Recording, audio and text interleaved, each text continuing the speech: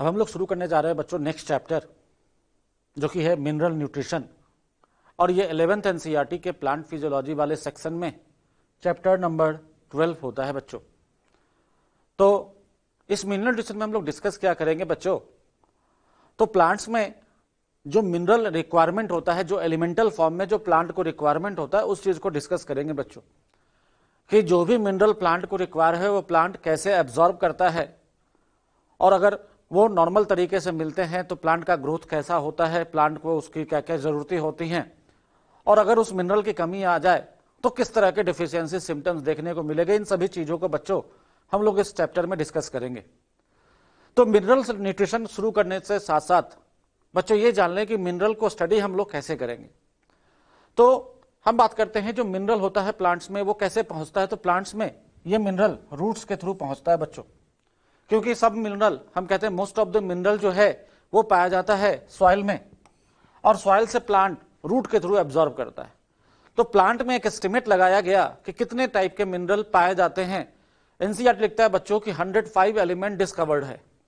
तो उसमें से हम कह सकते हैं कि मोर देन 60 एलिमेंट्स जो हैं वो पाए जाते हैं किसमें, प्लांट्स में।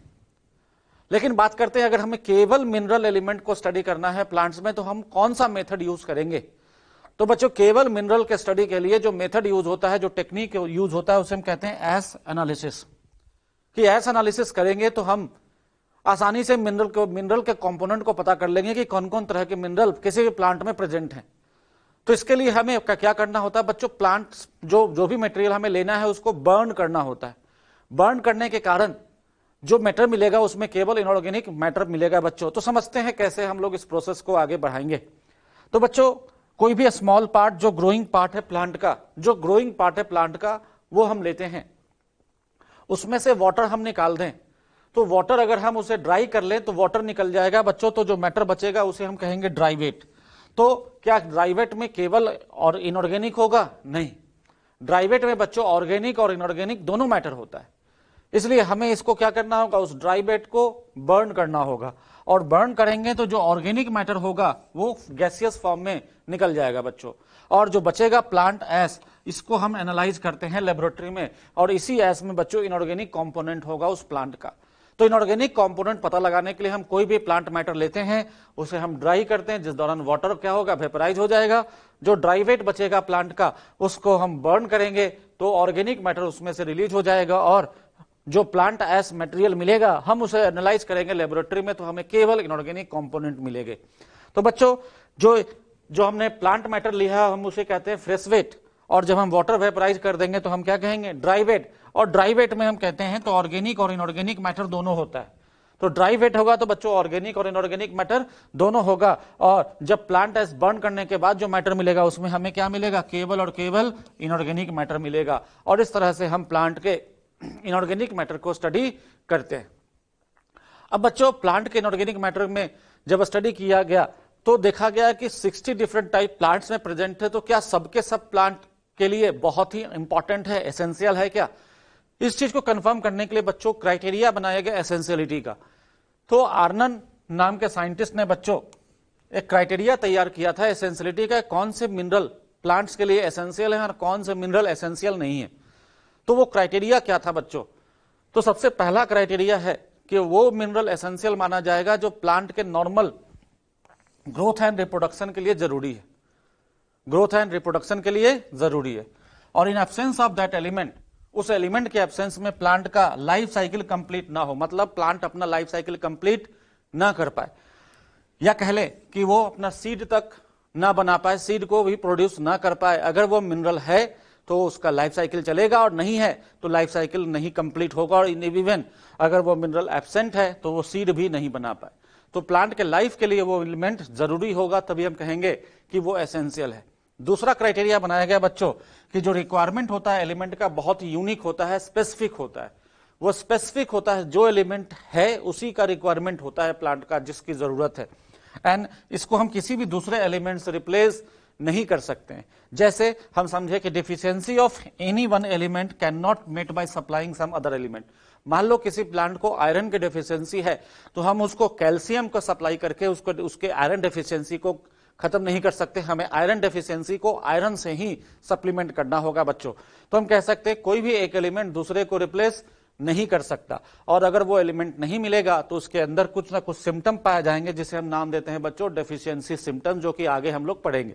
नेक्स्ट है बच्चों, the element must be directly involve in the metabolism of the plant. इसका मतलब क्या होता है बच्चों कि हम उसी एलिमेंट को एसेंशियल मानेंगे जो डायरेक्टली प्लांट मेटाबॉलिज्म में इन्वॉल्व हो रहा है, जैसे कि वो एलिमेंट ऐसा है जो किसी एंजाइम का एक्टिवेटर है, या ऐसा एलिमेंट है जिसके कारण कोई पाथवे ऑपरेट होना है, और अगर वो एलिमेंट है तो वो पाथवे ऑपरेट होगा, अदरवाइज वो पाथवे ऑपरेट नहीं होगा। इसका मतलब वो मेटाबॉलिज्म से डायरेक्टली कनेक्टेड है बच्चों।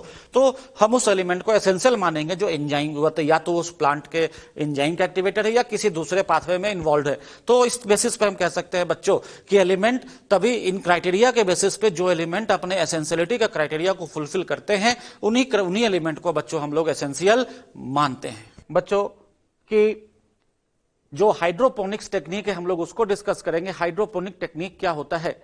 तो बच्चों 1860 में जूलियस वॉन सैट्स 1816 में जूलियन वॉन सैट्स ने एक बहुत ही इंपॉर्टेंट एक्सपेरिमेंट किया बच्चों। ये जर्मन बॉटनिस्ट थे और इन्होंने एक बहुत ही इंपॉर्टेंट एक्सपेरिमेंट किया है। वो एक्सपेरिमेंट क्या है बच्चों? तो अगर हम एक्सपेरिमेंट की बात करें तो उन्होंने ऐसा सोचा कि कोई भी प्लांट सॉइल से एब्जॉर्ब करता क्या क्या है, तो हम कह सकते हैं वाटर एब्जॉर्ब करता है, मिनरल एब्जॉर्ब करता है और एयर लेता है। तो ये जो सॉइल से वाटर, मिनरल और एयर लेता, तो उन्होंने सोचा कि क्या हम इस चीज को किसी न्यूट्रिएंट सॉल्यूशन में सप्लाई कर सकते हैं। तो उन्होंने एक ऐसा टेक्निक डेवलप किया बच्चों कि प्लांट को ग्रो करवा के देखा बिना सॉइल के। ध्यान से समझना बच्चों, प्लांट को ग्रो करवाया बिना सॉइल के इन अ डिफाइंड न्यूट्रिएंट सॉल्यूशन। तो उन्होंने एक सेटअप तैयार किया। देखो ये कंटेनर है जिसमें कि न्यूट्रिएंट सॉल्यूशन बनाया बच्चों। न्यूट्रिएंट सॉल्यूशन में उन्होंने क्या बनाया? वाटर में क्या मिक्स कर दिया? जो भी न्यूट्रिएंट प्लांट को रिक्वायर्ड है उसको डिप कर दिया और मिक्स करके उसके रूट को डिप कर दिया बच्चों। आप देखो यहाँ पे कॉटन प्लगिंग की गई है ताकि बाहर से कोई मटेरियल एंटर ना कर जाए। इसके साथ साथ यहाँ पे फनेल लगाया गया है। इस फनेल से अगर एक्स्ट्रा न्यूट्रिएंट की जरूरत होगी तो वो इस फनेल से बच्चों ऐड कर दिया जाएगा। और ये एरेशन ट्यूब है बच्चों, यहां से एयर को सप्लाई किया जाता है और ये एयर पूरे मीडियम में डिफ्यूज कर जाएगा। तो ये एक टेक्निक है बच्चों जिसमें सॉइल नहीं था। तो ये एक ऐसा टेक्निक है हाइड्रोपोनिक्स। इसी टेक्निक का नाम दिया गया हाइड्रोपोनिक्स, जिसमें कि बिना सॉइल के प्लांट को ग्रो करवाया गया in a defined nutrient solution, और उसी का नाम देते हैं बच्चों hydroponics. The technique of growing plant in a nutrient solution without soil is called as hydroponics. Hydroponics technique को डेवलप करवाया गया बच्चों। ये इनिशियल टेक्निक था, बाद में इस तरह का एक और टेक्निक, उसी का एडवांस फॉर्म है हाइड्रोपोनिक्स का बच्चों। इसमें क्या किया गया? यहाँ पे एक कंटेनर है जिसमें कि पंप लगा हुआ है। आप देखो यहाँ पे पंप लगा हुआ है और पंप के साथ एक ट्यूब लगा हुआ है बच्चों। इस ट्यूब में क्या होता है? यहाँ पे न्यूट्रिएंट सॉल्यूशन डाल दिया और ये ट्यूब पंप जैसे ही ऑन करेंगे ये न्यूट्रिएंट सॉल्यूशन यहाँ से होते हुए इसके अंदर जाएगा, और यहाँ पे इसके अंदर इस प्लांट का रूट डिप है बच्चों, इसके अंदर से न्यूट्रिएंट होते हुए फिर यहाँ आएगा और ये रिसर्कुलराइज होता रहेगा। तो यहाँ पे क्या होता है बच्चों? यहाँ पे एरेशन की जरूरत नहीं होती, एटमॉस्फेयर से डायरेक्ट एयर लेता रहता है, जिसके कारण प्लांट आसानी से ग्रो कर जाएगा। आप देखो यहाँ पे रूट डिप है, इसी का एक का लार्ज फॉर्म है बच्चों। यहाँ पे रूट डिप है, इस न्यूट्रिएंट सॉल्यूशन में रूट आ गया तो प्लांट आसानी से ग्रो कर सकता है। तो ये एक ऐसा टेक्निक था बच्चों जिसमें उन्होंने प्लांट को बिना सॉइल के न्यूट्रिएंट सॉल्यूशन में ग्रो करवा के दिखाया था अप टू मैच्योरिटी, और इसी का नाम दिया था हाइड्रोपोनिक्स। तो इसमें बच्चों उन्होंने ये तो काम करके दिखाया कि बिना सॉइल के भी प्लांट ग्रो कर सकते हैं डिफाइंड न्यूट्रिएंट सॉल्यूशन में। अब बच्चों इस टेक्निक को यूज करके आगे कुछ कॉमर्शियल वेजिटेबल्स तैयार किए गए हैं जिसका नाम है बच्चों tomato, seedless cucumber and lettuce. ये टेक्निक को यूज करके ये 3 कॉमर्शियल वेजिटेबल तैयार किए गए। इसका और भी एडवांटेज है बच्चों कि by this method essential elements were identified. इस एलिमेंट को यूज करके कौन कौन से एलिमेंट एसेंशियल है और कौन नॉन एसेंशियल है इस चीज को पता लगाया गया था, और साथ साथ their function and deficiency symptoms were discovered. मान लो बच्चों हमने न्यूट्रिएंट सॉल्यूशन तैयार किया, जितने न्यूट्रिएंट रिक्वायर्ड है, कौन कौन से न्यूट्रिएंट जरूरी है, हमने सबको डाला, किसी एक को, मान लो कि नाइट्रोजन किसी एक सॉल्यूशन में ऐड नहीं किया, तो देखते हैं उसके कमी से क्या हो सकता है। तो वो डेफिशिएंसी, उसकी कमी से, नाइट्रोजन अगर नहीं है तो उसकी कमी से क्या होगा, क्या क्या सिम्टम्स आ रहे हैं, क्या प्रॉब्लम आ रहा है प्लांट में, उस चीज को आसानी से स्टडी किया जा सकता है। तो इस तरह से अलग अलग न्यूट्रिएंट, कौन सा एलिमेंट जरूरी है, कौन सा एसेंशियल है और उसके लिए उसके एब्सेंस में क्या क्या डेफिशिएंसी सिम्टम अपीयर होता है प्लांट में, इस चीज को स्टडी करना इस टेक्निक से बच्चों आसान हो गया था, जिसके बेसिस पे हाइड्रोपोनिक्स टेक्निक दिया गया है। तो बच्चों यहां तक तो बात हुई हाइड्रोपोनिक्स टेक्निक क्या होता है। नेक्स्ट है बच्चों एसेंशियल एलिमेंट की बात करते हैं कि एसेंशियल एलिमेंट क्या है। तो मैंने अभी जो डिस्कस किया जिसमें कि बताया गया कि क्राइटेरिया फॉर एसेंशियलिटी के बेसिस पे 17 एलिमेंट ऐसे पाए गए जो कि एसेंशियल है। हालांकि प्लांट्स में 60 डिफरेंट टाइप्स ऑफ एलिमेंट पाए जाते हैं बच्चों, लेकिन 60 के 60 एसेंशियल नहीं होते, क्योंकि वो सभी जो क्राइटेरिया फॉर एसेंशियलिटी है उसको क्वालिफाई नहीं करते। जो वैसे ही एलिमेंट को हम एसेंशियल मानेंगे जो क्राइटेरिया फॉर एसेंशियलिटी के क्राइटेरिया को फुलफिल करते हैं। तो उस बेसिस पे जब क्राइटेरिया के बेसिस पे जब एनालाइज किया गया बच्चों न्यूट्रिएंट को, देखा गया कि out of 60 only 17 elements were found to be essential element. कौन कौन से हैं? तो carbon, hydrogen, oxygen, nitrogen, phosphorus, potassium, sulphur, calcium, magnesium, iron, copper, zinc, boron, chlorine, manganese, molybdenum and nickel. ये 17 एलिमेंट ऐसे हैं बच्चों जो कि प्लांट के लिए एसेंशियल है। मतलब अगर ये है तो प्लांट का लाइफ साइकिल कंप्लीट होगा, प्लांट को कोई डेफिशिएंसी नहीं होगा अगर ऑप्टिमम कंसंट्रेशन में है तो, और प्लांट का मेटाबॉलिज्म भी नॉर्मल तरीके से चलता रहेगा। लेकिन इन 17 एसेंशियल एलिमेंट के बाद भी कुछ ऐसे एलिमेंट है बच्चों जिसके मिलने से प्लांट का ग्रोथ बहुत अच्छा होता है, ऑप्टिमम ग्रोथ होता है। ठीक है, 17 एसेंशियल एलिमेंट लाइफ के लिए जरूरी है, लेकिन कुछ ऐसे एलिमेंट भी हैं जो बेनिफिशियल के कैटेगरी में, क्राइटेरिया ऑफ एसेंशियलिटी को वो फुलफिल नहीं कर रहे हैं। तो क्राइटेरिया के ऑफ एसेंशियलिटी को फुलफिल नहीं कर रहे हैं लेकिन वो बेनिफिशियल है, वो जरूरी है। अगर वो है तो प्लांट का ग्रोथ मैक्सिमम हो जाएगा, बहुत अच्छा ग्रोथ होगा। और उसमें 4 एलिमेंट आते हैं बच्चों जिसमें नाम आता है सोडियम, सिलिकॉन, सेलेनियम और कोबाल्ट। तो ये 4 एलिमेंट, 17 तो एसेंशियल है और 4 बेनिफिशियल है।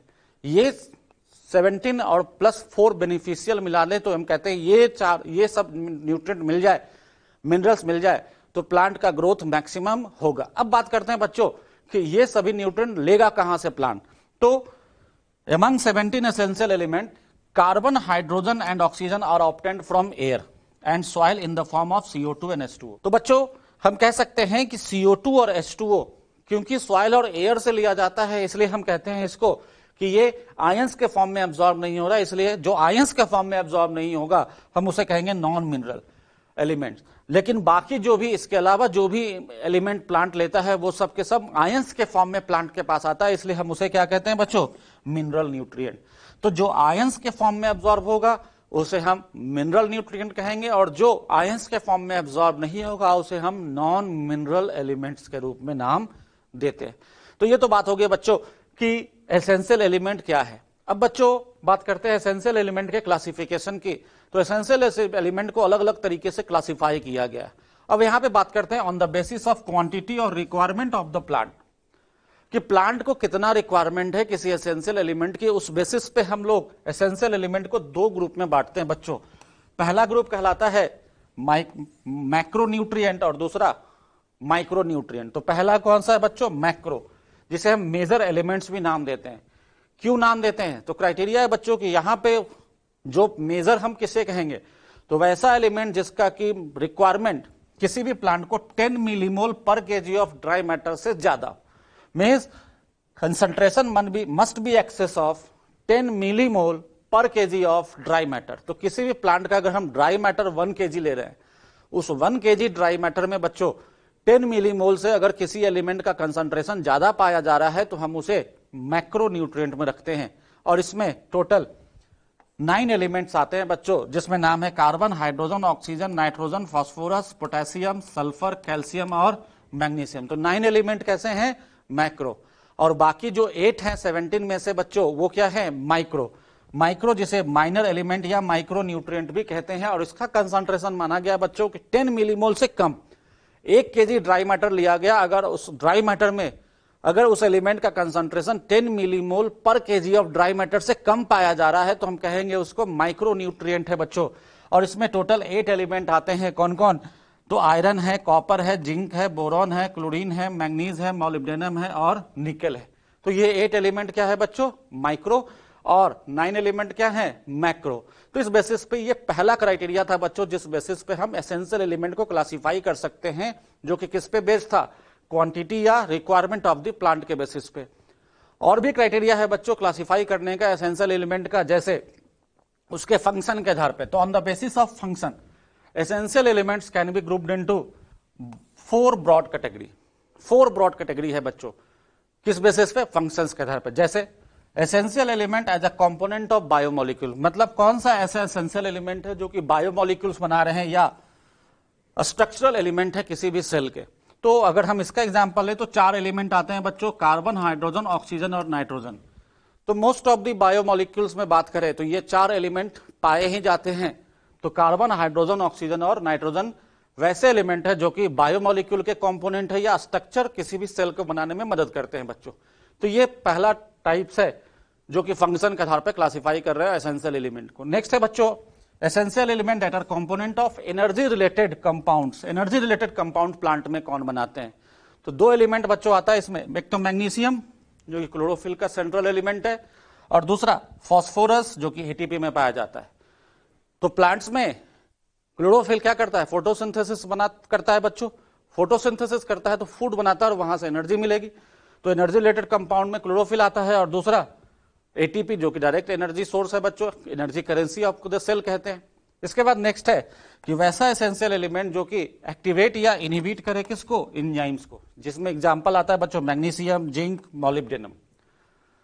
अब आपने पढ़ा है कि मैग्नीशियम एक्टिवेटर होता है किसका? रुबिस्को का भी और पेप्केज एंजाइम का। ये दोनों एंजाइम हम लोगों ने फोटोसिंथेसिस से पढ़ रखा है बच्चों। तो रुबिस्को और पेप्केज दोनों का एक्टिवेटर कौन है? Mg+2, जो कि एक इंपॉर्टेंट एंजाइम कहा जाता है फोटोसिंथेटिक कार्बन फिक्सेशन में CO2 फिक्सेशन के दौरान। फिर जिंक Zn+2 की बात करें बच्चों तो अल्कोहल डिहाइड्रोजिनेज का एक्टिवेटर कहा जाता है जो कि अल्कोहलिक फर्मेंटेशन में यूज होता है। और मॉलिब्डेनम की बात करें तो मॉलिब्डेनम नाइट्रोजिनेज एंजाइम का एक इंपॉर्टेंट कंपोनेंट होता है जो कि नाइट्रोजन मेटाबॉलिज्म से जुड़ा है। हम लोग नाइट्रोजन फिक्सेशन पढ़ेंगे बच्चों तो इसकी बात करेंगे। नेक्स्ट है वैसा एसेंशियल एलिमेंट जो कि osmotic potential of a cell को चेंज करे। तो इसमें 2 एग्जांपल है, पोटेशियम और क्लोरीन। तो इस बेसिस पे हम कह सकते हैं कि एसेंशियल एलिमेंट को अलग अलग तरीके से क्लासिफाई किया जा सकता है। नेक्स्ट है students deficiency symptoms of essential element. बच्चों डेफिशिएंसी सिम्टम समझने से पहले हमें क्रिटिकल कंसंट्रेशन को समझना जरूरी है। तो प्लांट्स के ग्रोथ के लिए बच्चों मिनरल्स का जो कंसंट्रेशन है वो ऑप्टिमम कंसंट्रेशन होना जरूरी है। लेकिन अगर वो ऑप्टिमम कंसंट्रेशन जो प्लांट के ग्रोथ के लिए इंपॉर्टेंट है, अगर उससे कम मिलेगा मिनरल तो प्लांट के ग्रोथ रिटार्डेड होना शुरू हो जाएगा बच्चों, मतलब ग्रोथ की कमी दिखनी शुरू हो जाएगी। whenever the supply of essential element become limited, essential element की सप्लाई कम हो गई तो प्लांट ग्रोथ क्या होगा बच्चों? रिटार्डेड होगा, मतलब कम होना, प्लांट के ग्रोथ में दिक्कत आनी शुरू होगी। तो concentration of the essential element below which growth is retarded is termed as critical concentration. तो डेफिशिएंसी समझने के से पहले बच्चों क्रिटिकल कंसंट्रेशन समझना जरूरी। क्रिटिकल कंसंट्रेशन क्या होता है बच्चों कि मान लेते हैं कोई एक पर्टिकुलर कंसंट्रेशन किसी भी मिनरल का, ये पॉइंट है जहां पे एक पर्टिकुलर कंसंट्रेशन है।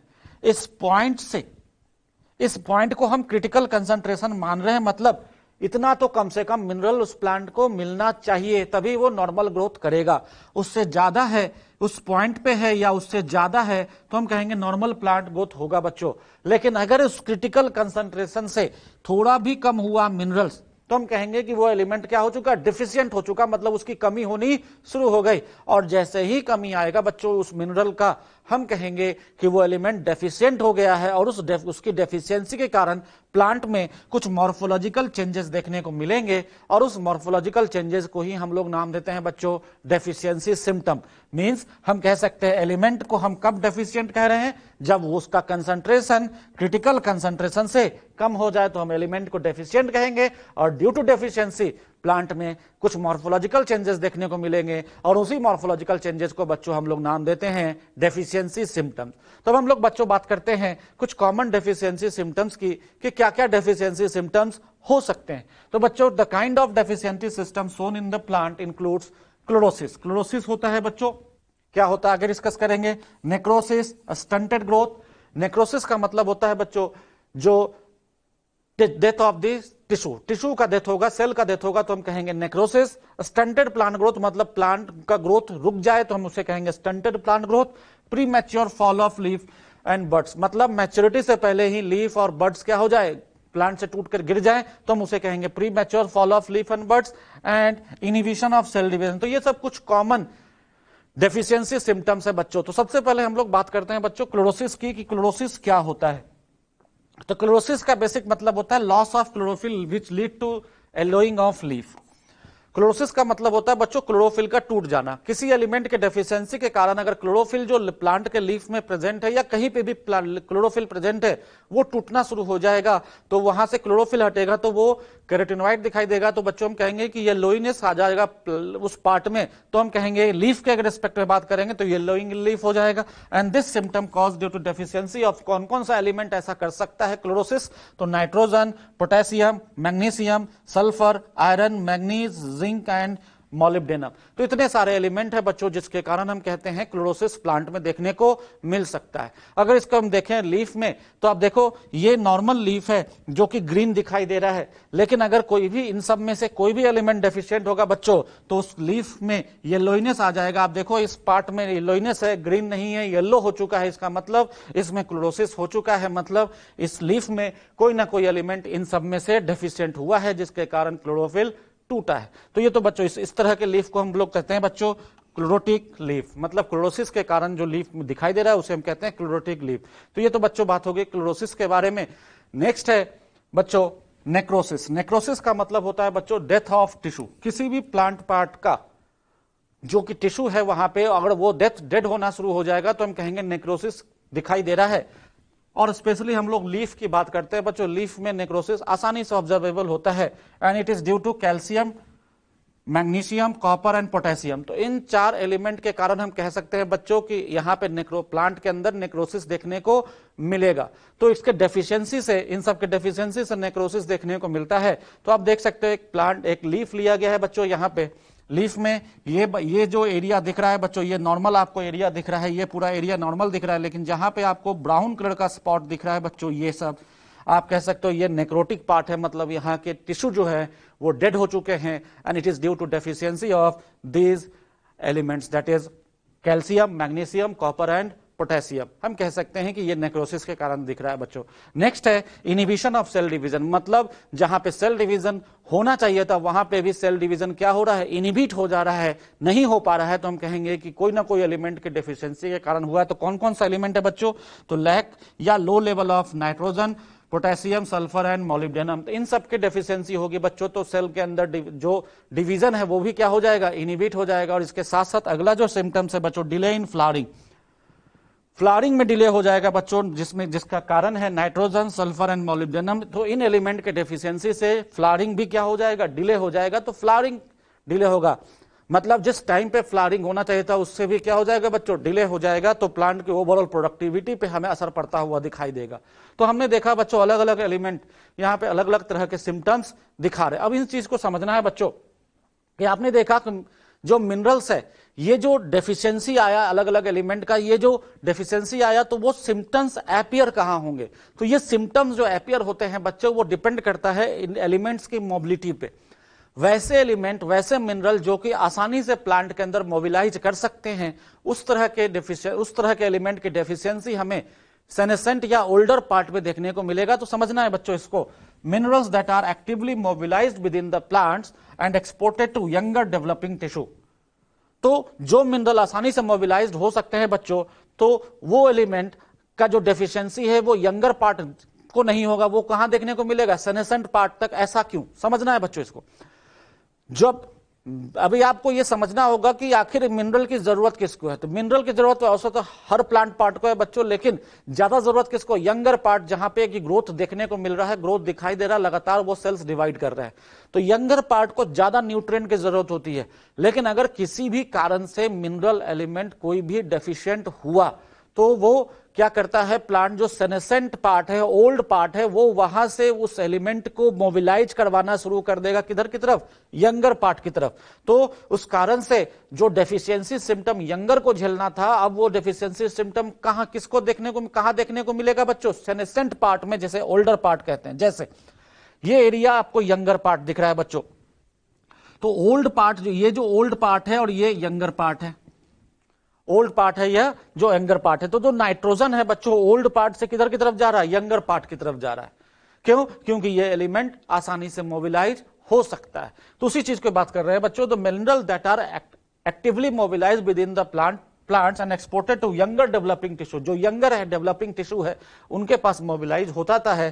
तो deficiency symptom tend to appear first in the older tissue. तो वैसे कंडीशन में जो एलिमेंट मोबिलाइज हो जाएगा वैसे एलिमेंट्स की डेफिशिएंसी हमें ओल्डर या सेनेसेंट पार्ट में देखने को मिलेगा, क्योंकि सेनेसेंट पार्ट से वो एलिमेंट यंगर पार्ट तक मोबिलाइज करवा दिया जाता है। इसका एग्जांपल बच्चों कौन क्या क्या हो सकता है, तो nitrogen, potassium, magnesium and phosphorus, ये सब आसानी से मोबिलाइज करवा दिए जाते हैं सब एलिमेंट। तो इसलिए हम कहते हैं कि इन सब के लिए जो डेफिशिएंसी सिम्टम है वो कहां देखने को मिलेगा, सेनेसेंट पार्ट। और एग्जाम्पल यहाँ पे सेनेसेंट लीफ का ले रहे हैं बच्चों।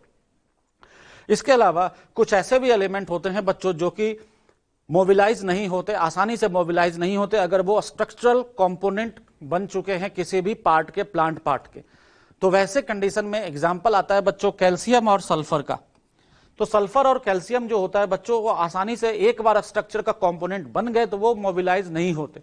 तो वैसे कंडीशन में वो जो डेफिशिएंसी सिम्टम है वो कहां दिखाई देगा, यंगर पार्ट को देखने को मिलेगा, क्योंकि यंगर पार्ट तक ये एलिमेंट मोबिलाइज नहीं हो रहे हैं, क्योंकि एक बार वो स्ट्रक्चरल कंपोनेंट का पार्ट बन गए तो वो फिर मोबिलाइज नहीं होते। तो यहां पे समझना है बच्चों, the deficiency symptom tends to appear first in the younger tissue. किस जगह पे, यंगर टिश्यू में। किस तरह के, whenever the elements are relatively immobile. तो वैसे एलिमेंट जो रिलेटिवली इमोबाइल है, जो मोबिलाइज नहीं किए जा सकते, are not transported out of the mature organ. Example, तो एग्जाम्पल में आपको सल्फर और कैल्शियम लेना है as a part of structural component of the cell, hence not easily release. तो वैसे एलिमेंट जिसका जो कि मोबिलाइज हो सकता है उसकी डेफिशिएंसी हमें सेनेसेंट पार्ट में देखने को मिलेगा। क्यों? क्योंकि वो आसानी से ओल्ड पार्ट से कहां चला जाएगा, यंग पार्ट। एग्जाम्पल क्या है बच्चों, नाइट्रोजन। नाइट्रोजन मोबिलाइज हो सकता है, लेकिन अगर हम कैल्शियम की बात करें जो कि ओल्डर पार्ट में ही रह गया, वो आगे मोबिलाइज हो ही नहीं पा रहा है क्योंकि वो स्ट्रक्चरल कंपोनेंट का पार्ट बन चुका है बच्चों। तो वैसे एलिमेंट की डेफिशिएंसी हमें यंगर पार्ट में देखने को मिलेगी। तो यंगर पार्ट में कैसे एलिमेंट की डेफिशिएंसी देखने को मिलेगी बच्चों, इमोबाइल के, जिसका एग्जाम्पल क्या क्या है, कैल्शियम एंड सल्फर। किस ओल्डर और सेनेसेंट पार्ट में किस तरह के एलिमेंट की डेफिशिएंसी, जो मोबिलाइज हो सकते हैं आसानी से, उसकी डेफिशिएंसी ओल्डर और सेनेसेंट पार्ट में पहले देखने को मिलेगा, क्योंकि वो आसानी से ओल्डर पार्ट से कहां चला जाता है, यंगर पार्ट। तो यंगर पार्ट में दिक्कत नहीं होने देगा, ओल्डर पार्ट ही सेनेसेंट दिखाई देगा। सेनेसेंट पार्ट में वो डेफिशिएंसी सिम्टम पहले अपीयर होगा। तो ये तो बात हो गई बच्चों कि जो डेफिशिएंसी सिम्टम है वो किस बातों पे डिपेंड कर रहा है, जो अपीयर हो रहा है फर्स्ट कहां, ओल्डर पार्ट में अपीयर होगा कि यंगर पार्ट में। नेक्स्ट है बच्चों कि हमने देखा कि अभी अलग अलग तरह के सिम्टम्स दिखाई दे रहे हैं। क्लोरोसिस के बारे में बात की कि ये नाइट्रोजन से, पोटेशियम से, magnesium, sulphur, iron, manganese, zinc और मोलिब्डेनम से क्लोरोसिस हुआ। फिर बात करते हैं नेक्रोसिस किसके कारण, तो नेक्रोसिस कैल्शियम, मैग्नीशियम, कॉपर और पोटेशियम के कारण हुआ। फिर बात करते हैं inhibition of cell division, nitrogen, potassium, sulphur and molybdenum के कारण हो रहा है। फिर delay in flowering, nitrogen, sulphur and molybdenum. तो आप बच्चों यहां पे जब आप देखोगे एलिमेंट्स का जो नाम देखोगे बच्चों की कौन कौन से एलिमेंट से क्या क्या हो रहा है, तो आप देखोगे कुछ यूनिक बात आप ऑब्जर्व करोगे बच्चों। You can see from the above that deficiency of any element can cause multiple symptom, कि एक ही एलिमेंट के मल्टीपल सिम्टम्स आ रहे हैं। एग्जाम्पल ले ले बच्चों नाइट्रोजन का, आप देखो नाइट्रोजन के कारण क्लोरोसिस हो रहा है, इस नाइट्रोजन के कारण इनहिबिशन ऑफ सेल डिवीजन भी है, इस नाइट्रोजन के कारण डिले इन फ्लावरिंग भी हो रहा है। फिर आप बात करो पोटेशियम की, पोटेशियम में भी देखो यहां भी है, ये नेक्रोसिस भी इंड्यूस करवा रहा है, इनहिबिशन ऑफ सेल डिवीजन भी इंड्यूस करवा रहा है। सल्फर भी उसी में आ रहा है बच्चों, सल्फर के कारण डिले इन फ्लावरिंग है, सल्फर के कारण क्लोरोसिस भी आ रहा है। अलग अलग जगह पे आप देख सकते हो बच्चों कि एक ही एलिमेंट अलग अलग तरह के सिम्टम शो कर रहा है। तो अलग अलग जगह पे हम कह सकते हैं कि हम देख सकते हैं यहां पे कि एक ही एलिमेंट मल्टीपल सिम्टम शो कर रहे हैं। और आप ये भी ऑब्जर्व करोगे बच्चों, मोर than one element can induce single symptom. आप ये भी ऑब्जर्व करोगे same symptom may B caused by deficiency of one of several different element. तो यहां पे दो कॉन्सेप्ट समझना है बच्चों कि एक single element may induce more than one symptom and a single symptom may be induced by more than one element. तो अगर कोई एक सिम्टम आपको दिखाई दे रहा है बच्चों, तो क्या आप एनालाइज कर सकते हो कि ये किस एलिमेंट के कारण? मान लो लीफ में आपको क्लोरोसिस दिखाई दे रहा है, लीफ येलो हो रहा है, तो आप एनालाइज कर पाओगे कि कौन से एलिमेंट की डेफिशिएंसी होगी? बहुत मुश्किल है बच्चों। आपको किसी एक सिंगल सिम्टम पे यह पता लगा पाना कि कौन से एलिमेंट की डेफिशिएंसी हुई है, यह संभव नहीं है, बहुत मुश्किल टास्क होता है बच्चों। इसलिए बेटर है कि हम उस प्लांट में और कौन कौन से सिम्टम्स आए हैं उन सबको हम लोग एनालाइज करें, उन सबको हम लोग ऑब्जर्व करें।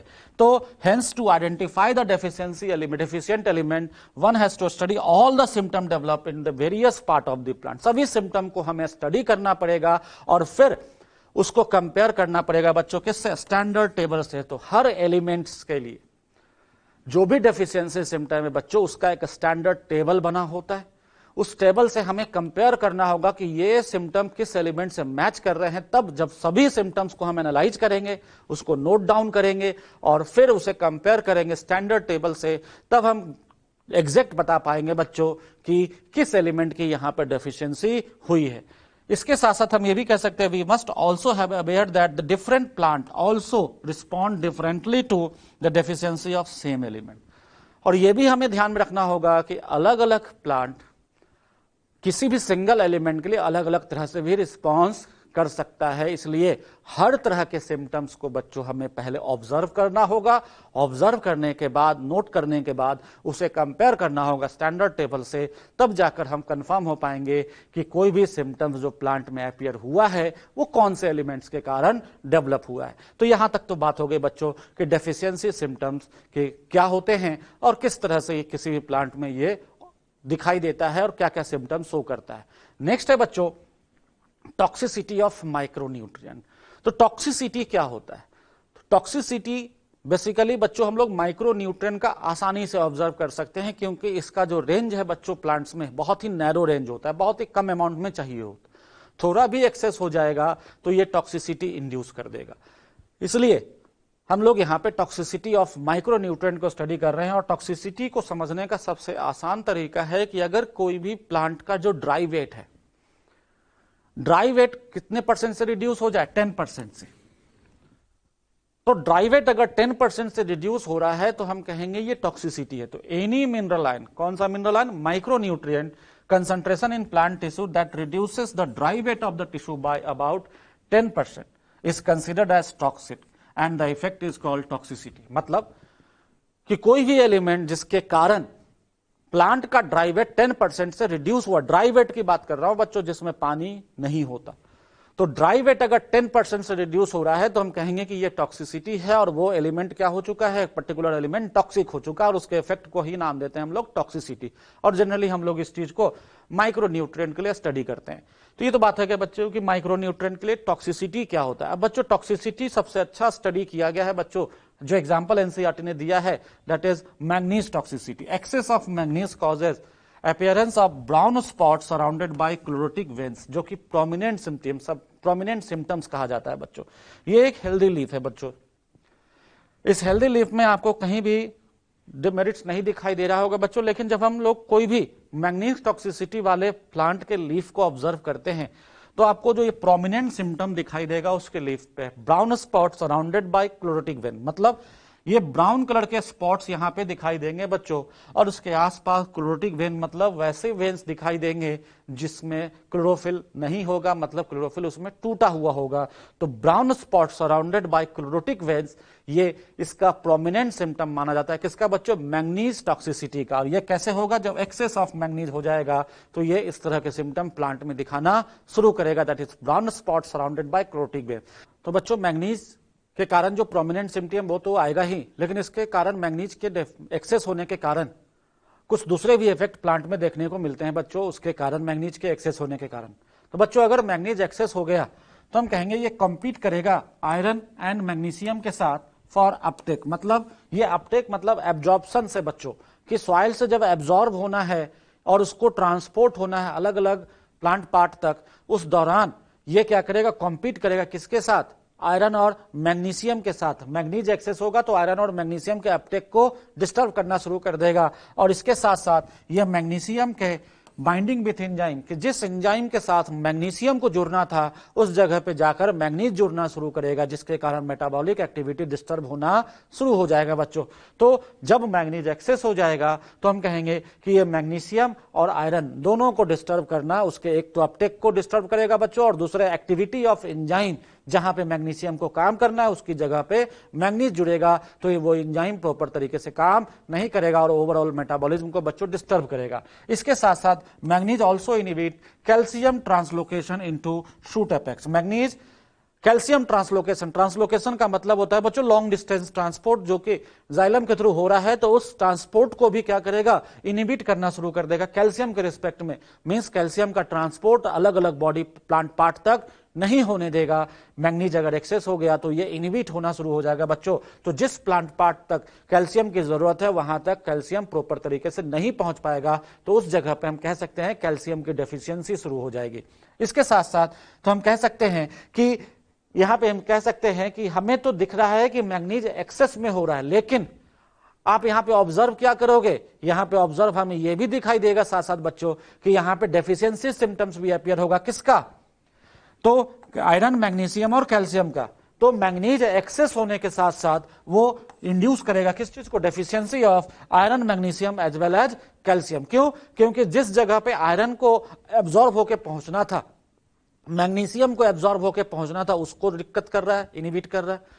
साथ साथ जिस एंजाइमेटिक एक्टिविटी में मैग्नीशियम को काम करना था उसकी जगह पे मैग्नीज आएगा तो वो एंजाइम काम नहीं कर पाएगा, तो उसके कारण जो एक्टिविटी होगा बच्चों वो भी डिस्टर्ब होगा, तो डिफिशियंसी सिम्टम अपीयर होगा।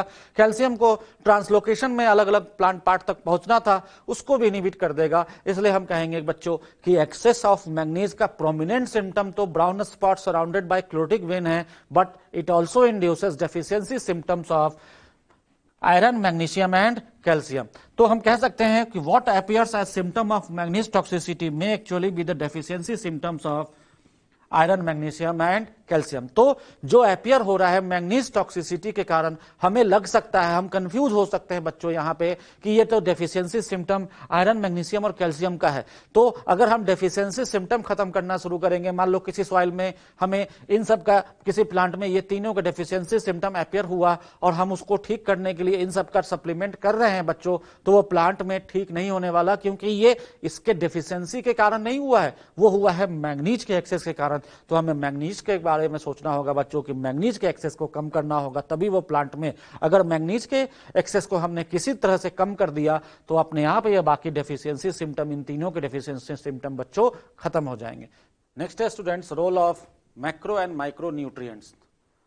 बच्चों हम लोग अब एक एक करके हर माइक्रो और माइक्रो न्यूट्रिएंट के बारे में बच्चों डिस्कशन करेंगे कि जो भी एलिमेंट है वो प्लांट में किस तरह से अपना इफेक्ट देता है।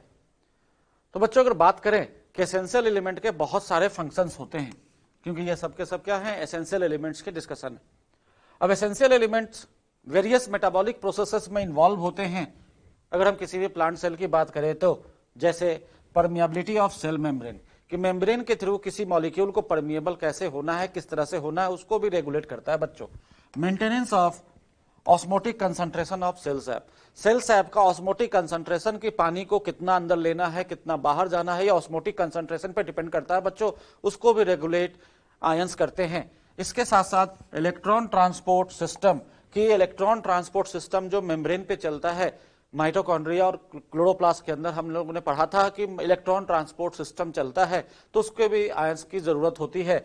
बफरिंग एक्शन, जो बफर की तरह काम करता है, स्लाइड चेंज इन पीएच को टॉलरेट करने की कैपेसिटी देता है, क्योंकि मेटाबॉलिक रिएक्टिविटीज हमेशा प्लांट सेल्स में, साइटोप्लाज्म में, हर सेल में चलता रहता है। इसके साथ साथ वेरियस एंजाइमेटिक एक्टिविटी की बात करें बच्चों, तो एंजाइम के एक्टिवेटर के रूप में आयंस का रोल बहुत ही इंपॉर्टेंट देखा जाता है।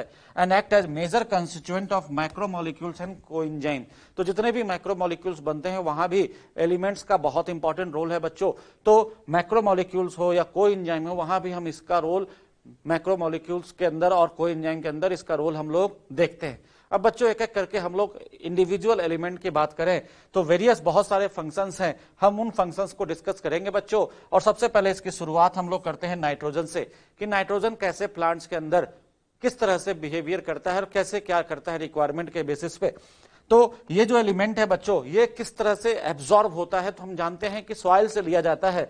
तो ग्रेटेस्ट अमाउंट में ये एलिमेंट, सबसे पहले ये जानना है कि ग्रेटेस्ट अमाउंट में ये एलिमेंट की जरूरत होती है किसी भी प्लांट को, and it is absorb mainly as NO3-। तो किस रूप में एब्जॉर्ब होता है बच्चों, तो NO3- के रूप में प्लांट सॉइल से एब्जॉर्ब करता है mainly, and it also taken up as NO2- and NH4+। तो इन सब के रूप में प्लांट एब्जॉर्ब कर लेता है, लेकिन मेनली अगर बात करें तो वो NO3- के रूप में प्लांट रूट के थ्रू एब्जॉर्ब करता है नाइट्रोजन को। ये कहां पे रिक्वायर्ड होता है, तो nitrogen is required by all part of the plant, सभी करीब करीब सभी प्लांट पार्ट के लिए प्लांट में ये जरूरी होता है। और स्पेशली बात करें तो बच्चों मेरिस्टेमेटिक टिश्यू और metabolically active tissue. Meristematic tissue बच्चों हमेशा डिवाइड करने वाले टिश्यू सेल्स होते हैं, उसके लिए हम कहते हैं कि इसकी नाइट्रोजन की रिक्वायरमेंट होती है, क्योंकि नाइट्रोजन वहां पे डीएनए सिंथेसिस के लिए जरूरी है, प्रोटीन्स के लिए जरूरी है।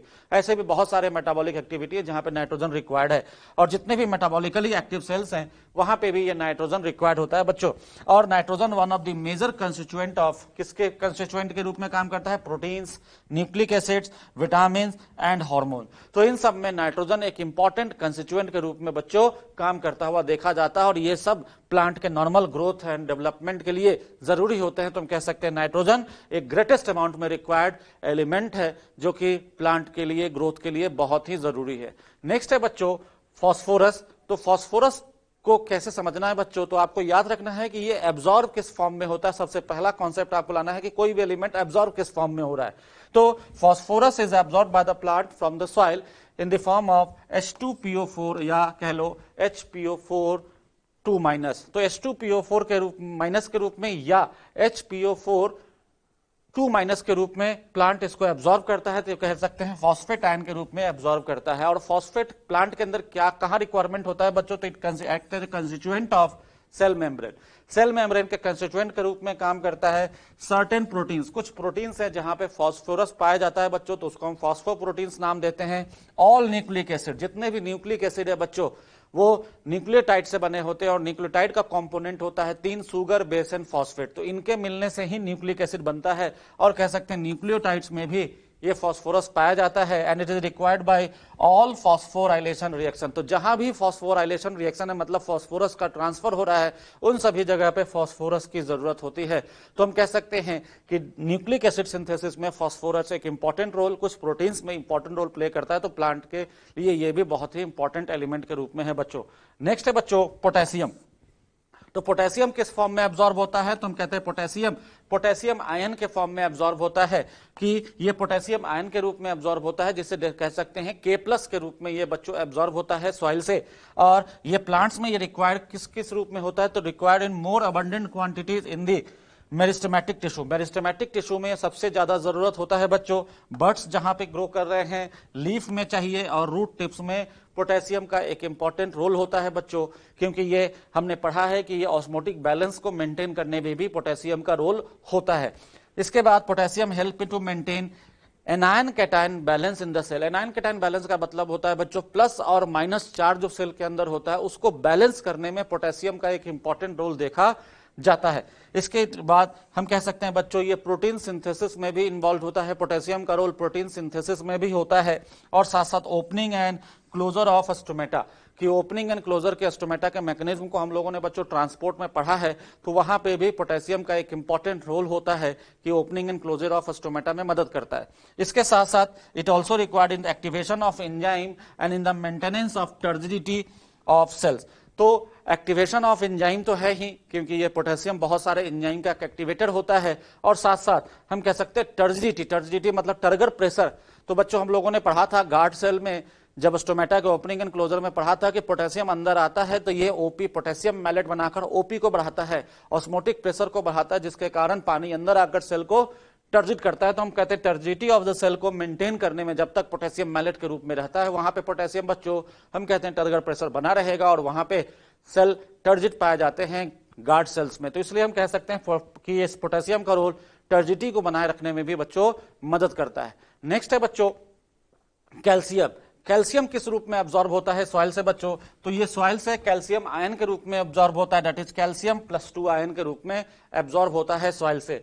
अब हम बात करें इसकी रिक्वायरमेंट कहाँ है, तो calcium is required by meristematic and differentiating tissue. Meristematic cells पहले से ही जानते हो बच्चों कि जहां पे सेल्स डिवाइड कर रहा होता है उन सेल्स को हम कहते हैं मेरिस्टेमेटिक सेल्स या टिश्यू, और डिफरेंशिएटिंग जो मैच्योरेशन की तरफ जा रहा है हम उसे कहते हैं डिफरेंशिएटिंग। तो हम कह सकते हैं कैल्शियम का रोल मेरिस्टेमेटिक टिश्यूज में भी है और डिफरेंशिएटिंग जो मैच्योरेशन में जा रहे हैं तो उनमें भी कैल्शियम का एक इंपॉर्टेंट रोल देखने को मिलता है।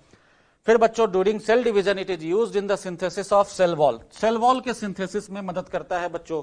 सेल वॉल के सिंथेसिस में कह सकते हैं वहां पे मिडिल लैमेला बनाने में भी मदद करता है। तो सेल वॉल के सिंथेसिस में मिडिल लैमेला जो बनता है बच्चों, उस मिडिल लैमेला में कैल्शियम पेक्टेट के रूप में कि पेक्टिन के साथ एसोसिएट होकर क्या बनाता है, कैल्शियम पेक्टेट बनाता है, और वो कैल्शियम पेक्टेट मिडिल लैमेला का फॉर्मेशन करता है जो दो सेल्स को जोड़कर रखने में मदद करता है बच्चों। तो मिडिल लैमेला के सिंथेसिस में, दैट इज सेल वॉल के सिंथेसिस में कह सकते हैं बच्चों कि कैल्शियम का एक इंपॉर्टेंट रोल है। It is also needed during the formation of mitotic spindle. Spindle fibre के में भी फॉर्मेशन में भी बच्चों कैल्शियम का रोल होता है। आपने पढ़ा होगा सेल बायोलॉजी में कि कैल्शियम के साथ जो एनर्जी एटीपी है वो मदद करता है। तो कैल्शियम ट्यूबुलिन प्रोटीन के असेंबली में बच्चों बहुत इंपॉर्टेंट रोल देखने को मिलता है, और उसी ट्यूबुलिन प्रोटीन के असेंबली से स्पिंडल फाइबर का फॉर्मेशन होता है।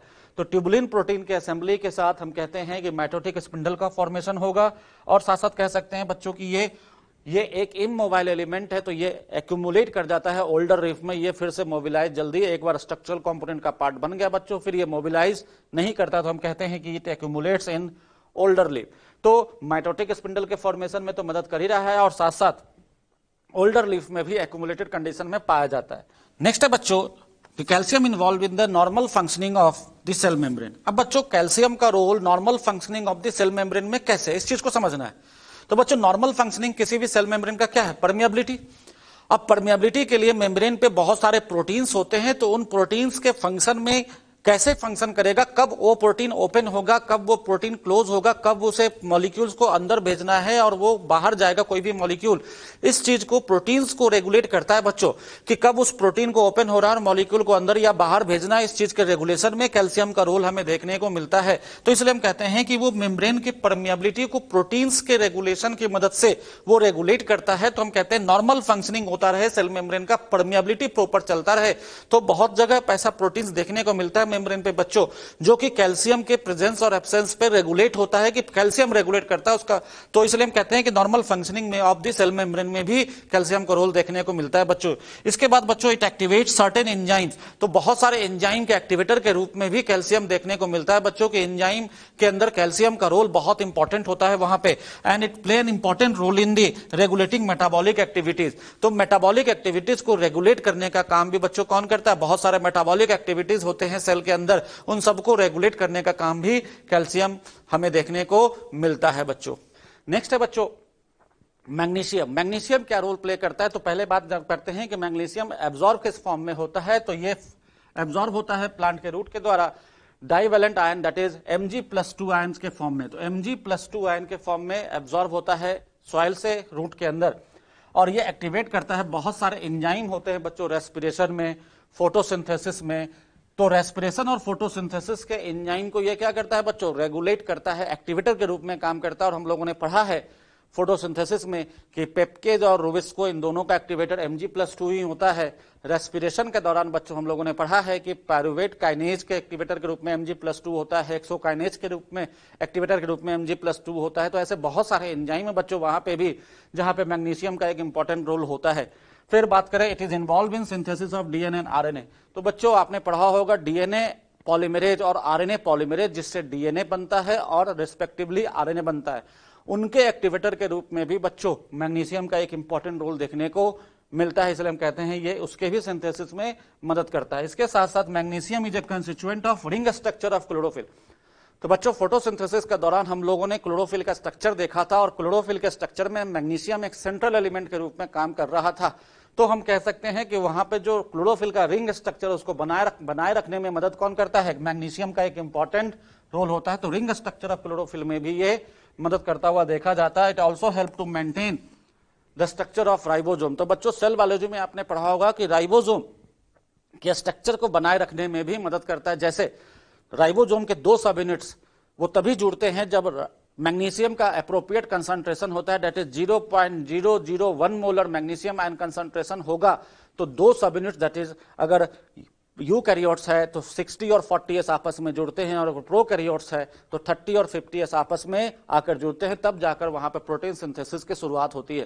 तो हम कहते हैं कि अगर वहां पे मेंटेन करना, राइबोसोम का स्ट्रक्चर को बनाए रखना है, तो मैग्नीशियम का कंसंट्रेशन एप्रोप्रिएट होना जरूरी है। तो हम कह सकते हैं इस फंक्शन में भी इंपॉर्टेंट रोल मैग्नीशियम करता हुआ देखा जाता है बच्चों। नेक्स्ट है सल्फर के बारे में कि सल्फर किस फॉर्म में एब्जॉर्ब होता है प्लांट्स में। तो सल्फर एब्जॉर्प्शन होता है बच्चों सल्फेट के फॉर्म में, दैट इज SO4 2- के रूप में। तो sulphur is absorb in the form of SO4 2-। अब इसका रोल देखते हैं बच्चों। तो sulphur is present in 2 amino acid. आपने अमीनो एसिड्स पढ़ा होगा, एमिनो एसिड्स में पाया जाता है, दैट इज सिस्टीन और मिथियोनिन के रूप के पास, और साथ साथ हम कह सकते हैं कि सिस्टीन और मिथियोनिन में ये एक इंपॉर्टेंट कंपोनेंट के रूप में बच्चों ये पाया जाता है। कौन? सिस्टीन और मिथियोनिन में कौन पाया जा रहा है? सल्फर। इसलिए हम इन दोनों को सल्फर कंटेनिंग एमिनो एसिड भी नाम देते हैं बच्चों। इसके साथ साथ it act as main constituent of several coenzyme. बहुत सारे कोएंजाइम में भी पाया जाता है बच्चों। विटामिन में कौन कौन से विटामिन? तो थायमीन, बायोटीन, कोएंजाइम ए, इन सब में भी ये पाया जाता है बच्चों। कौन? सल्फर। इसके साथ साथ हम कह सकते हैं इट ऑल्सो एक्ट एज फेरोडॉक्सिन में भी एक इंपॉर्टेंट कंस्टिट्यूएंट होता है, जो हमने पढ़ा था बच्चों फोटोसिंथेसिस में कि जो फेरोडॉक्सिन होता है वहां उसको हम FES प्रोटीन्स भी कह सकते हैं, क्योंकि उसमें आयरन के साथ सल्फर भी पाया जाता है। तो हम सल्फर को कह सकते हैं कि एमिनो एसिड में तो पाया ही जाता है, साथ बहुत सारे कोएंजाइम और विटामिन में भी सल्फर पाया जाता है। नेक्स्ट है बच्चों आयरन। आयरन का क्या किस रूप में एब्जॉर्ब होता है बच्चों? तो iron is absorb in the form of ferric ion, Fe3+ ion. तो Fe3+ के रूप में बच्चों आयरन एब्जॉर्ब होता हुआ देखा जाता है। It is required in large amount in comparison to other micronutrient. तो बच्चों ये यहां पे याद रखना है कि माइक्रोन्यूट्रिएंट में जितने भी न्यूट्रिएंट माइक्रोन्यूट्रिएंट में आते हैं, उनमें सबसे ज्यादा जिसका अमाउंट रिक्वायर्ड है प्लांट को, वो है आयरन। तो आयरन सबसे ज्यादा माइक्रोन्यूट्रिएंट के रूप में पाया जाता है या रिक्वायर्ड होता है किसी भी प्लांट में, और it is important constituent of proteins. वैसे प्रोटीन्स जो कि इन्वॉल्व होता है transfer of electron, that is ferredoxin and cytochrome. तो बच्चों हम लोगों ने साइटोक्रोम और फेरोडॉक्सिन फोटोसिंथेसिस में पढ़ा था कि साइटोक्रोम और फेरोडॉक्सिन फोटोसिंथेसिस में पाया जाता है, और साइटोक्रोम नाम का प्रोटीन हम लोगों ने रेस्पिरेशन में माइटोकॉन्ड्रिया के अंदर भी पढ़ा है। तो उन सब का मेजर कंस्टिट्यूएंट होता है बच्चों, क्योंकि उसे हम आयरन कंटेनिंग प्रोटीन्स भी नाम देते हैं। तो आयरन पाया जाता है वहां पे, जो कि एक इंपॉर्टेंट कंस्टिट्यूएंट होता है बच्चों उन सब प्रोटीन्स का। इसके अलावा हम कह सकते हैं ये हमेशा रिवर्सिबली ऑक्सीडाइज होता रहता है बच्चों Fe+2 से Fe+3 के दौरान के रूप में ड्यूरिंग इलेक्ट्रॉन ट्रांसफर। मतलब इलेक्ट्रॉन ट्रांसपोर्ट सिस्टम हम लोगों ने पढ़ा था बच्चों, तो पहले वो इलेक्ट्रॉन लेता है और अगले मॉलिक्यूल को इलेक्ट्रॉन देता है। तो ये जो सीक्वेंस चलता रहता है हमेशा Fe+2 से Fe+3 में चेंज होता रहता है बच्चों। तो ये हम कहते हैं कि रिवर्सिबली ऑक्सीडाइज होता रहता है ये, और ये बहुत ही इंपॉर्टेंट एक्टिवेटर के रूप में काम करता है कैटलेज एंजाइम के। तो कैटलेज एंजाइम के एक्टिवेटर के रूप में अगर बात करें बच्चों, तो हम कह सकते हैं कि आयरन एक इंपॉर्टेंट रोल प्ले करता है। और इसके साथ साथ हम लोगों ने बच्चों क्लोरोफिल सिंथेसिस के बारे में भी पढ़ा है कि क्लोरोफिल सिंथेसिस के लिए आयरन का एक इंपॉर्टेंट रोल होता है। तो आयरन क्लोरोफिल सिंथेसिस को क्लोरोफिल बनाने में भी बच्चों मदद करता हुआ पाया जाता है, एक्टिवेटर के रूप में एंजाइम को एक्टिवेट करने के रूप में पाया जाता है। तो ये तो बात है हो गई बच्चों आयरन के बारे में। नेक्स्ट है बच्चों मैग्नीज। मैग्नीज किस फॉर्म में एब्जॉर्ब होता है बच्चों? तो मैग्नीज मैग्नस आयन के रूप में एब्जॉर्ब होता है, और इसे हम कहते हैं कि Mn+2 के रूप में एब्जॉर्ब होगा। Mn+2 के रूप में एब्जॉर्ब होगा, और ये एक्टिवेट करता है बहुत सारे एंजाइम को। कौन से एंजाइम को? कहां फंक्शन करने वाले एंजाइम को? तो हम कह सकते हैं इट इन्वॉल्व इन फोटोसिंथेसिस। तो फोटोसिंथेसिस में काम करने वाले एंजाइम को ये एक्टिवेट करते हुए देखा जाता है। रेस्पिरेशन में काम करने वाले एंजाइम को भी एक्टिवेट करता है, और साथ साथ नाइट्रोजन मेटाबॉलिज्म के दौरान हम लोग पढ़ेंगे बच्चों कि ये मैग्नीज उसमें एक इंपॉर्टेंट रोल प्ले करता हुआ पाया जाता है। The best defined function of manganese is the splitting of water to liberate oxygen during photosynthesis. तो फोटोसिंथेसिस के दौरान हम लोगों ने पढ़ा था फोटोलाइसिस ऑफ वाटर बच्चों, और फोटोलाइसिस में मैग्नीज एक कैटलिस्ट के रूप में पाया जाता है। तो मैग्नीज को हम लोग मेन कैटलिस्ट पढ़े थे बच्चों कि वो फोटोलाइसिस ऑफ वाटर का मेन कैटलिस्ट होता है। तो वहां पे स्प्लिटिंग जो होता है वाटर के बच्चों, उसमें एक इंपॉर्टेंट रोल प्ले करता है, और वहां से ही ऑक्सीजन लिबरेट होता है ड्यूरिंग फोटोसिंथेसिस। तो ये तो बात हो गई बच्चों मैग्नीज के रोल के बारे में कि क्या रोल करता है प्लांट्स के अंदर। नेक्स्ट है बच्चों जिंक। जिंक किस रूप में प्लांट एब्जॉर्ब करता है, तो Zn+2 आयन के रूप में बच्चों प्लांट एब्जॉर्ब करता है और ये एक्टिवेट करता है बहुत सारे एंजाइम्स को, स्पेशली कार्बोक्सिलेज। तो बहुत सारे एंजाइम का एक्टिवेटर होता है बच्चों, और इसमें आपको याद रखना है एक तो एंजाइम कार्बोक्सिलेज और एक और एंजाइम आपने पढ़ा होगा बच्चों अल्कोहल डिहाइड्रोजिनेज, जो कि इथेनॉल के फॉर्मेशन में मदद करता है। तो उनका भी एक्टिवेटर Zn+2 ही होता है। और इसके साथ साथ आपको ये भी याद रखना है बच्चों कि ये बहुत इंपॉर्टेंट रोल प्ले करता है सिंथेसिस ऑफ ऑक्सीजन। तो ऑक्सीजन सिंथेसिस कह सकते हैं Zn+2 के प्रेजेंस में होता है। अगर Zn+2 है तो ऑक्सीजन सिंथेसिस होगा, अदरवाइज नहीं हो पाएगा। तो ये तो बात करते हैं बच्चों कि जिंक का क्या रोल होता है। नेक्स्ट है बच्चों कॉपर। कॉपर क्या किस रूप में एब्जॉर्ब होता है, तो क्यूप्रिक आयन के रूप में बच्चों एब्जॉर्ब होता है ये, दैट इज Cu+2 के रूप में कॉपर एब्जॉर्ब किया जाता है किसी भी प्लांट के द्वारा। इसके साथ साथ बात करें इसका जो रोल होता है ओवरऑल मेटाबॉलिज्म, ये overall metabolism of the plant में रोल प्ले करता हुआ देखा जाता है। बहुत सारे मेटाबॉलिज्म होते हैं, उन सब में करीब करीब हम देखते हैं कॉपर का एक इंपॉर्टेंट रोल होता है। लाइक आयरन, आयरन की तरह it is also associated with certain enzyme involved in redox reaction. तो बच्चों हम लोगों ने रेस्पिरेशन के दौरान, रेस्पिरेशन चैप्टर के दौरान माइटोकॉन्ड्रिया के अंदर कॉम्प्लेक्सेस, ईटीएस के दौरान कॉम्प्लेक्सेस की बात की थी, और उसमें कॉम्प्लेक्स 4 में कॉपर, 2 कॉपर सेंटर थे बच्चों। तो हम कह सकते हैं रेस्पिरेशन के दौरान कुछ एंजाइम थे कॉम्प्लेक्स 4 जिसे साइटोक्रोम सी ऑक्सीडेज नाम देते हैं, वहां पे रिडॉक्स रिएक्शन इलेक्ट्रॉन लेना और इलेक्ट्रॉन आगे पास करना, ये फंक्शन करता हुआ कॉपर देखा गया था। और ये रिवर्सिबली वहां पे ऑक्सीडाइज हो रहा था बच्चों, Cu+ से Cu+2 में ये बार बार चेंज हो रहा था, इलेक्ट्रॉन लेना और फिर आगे ट्रांसफर करना। तो हम कह सकते हैं कि यहाँ पे ये फंक्शन एक इंपॉर्टेंट रोल रेस्पिरेशन के दौरान भी करता हुआ कॉपर देखा जाता है।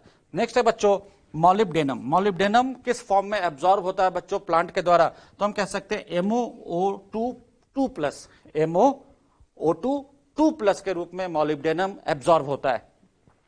और ये एक इंपॉर्टेंट कंपोनेंट होता है सेवरल एंजाइम का, including nitrogenase and nitrate reductase. ये दोनों एंजाइम बच्चों नाइट्रोजन मेटाबॉलिज्म में एक इंपॉर्टेंट रोल प्ले करता हुआ देखा जाता है। तो नाइट्रोजन मेटाबॉलिज्म के दौरान नाइट्रोजिनेज और नाइट्रेट रिडक्टेज एक इंपॉर्टेंट रोल प्ले करता है नाइट्रोजन फिक्सेशन के दौरान, और साथ ही साथ नाइट्रोजन के आगे जो एसिमिलेशन होता है बच्चों उस दौरान इन सब एंजाइम की जरूरत पड़ती है, जिसको कि आगे हम लोग डिस्कस करेंगे। तो ये तो बात हो गई बच्चों कि मॉलिब्डेनम किस तरह से रोल प्ले करता हुआ देखा जाता है। नेक्स्ट है students boron.